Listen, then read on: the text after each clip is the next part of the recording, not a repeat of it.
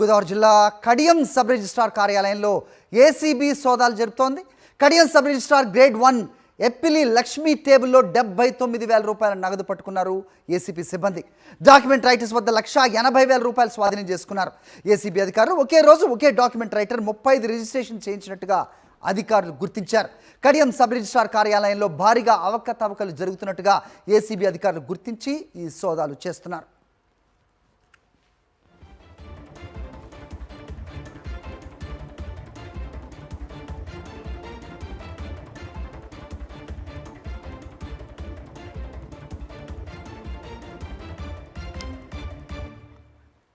తూర్పుగోదావరి జిల్లా Kadiyam sub registrar కార్యాలయంలో జరుగుతున్న ఏసీబీ సోదాలని చూసాం మనం.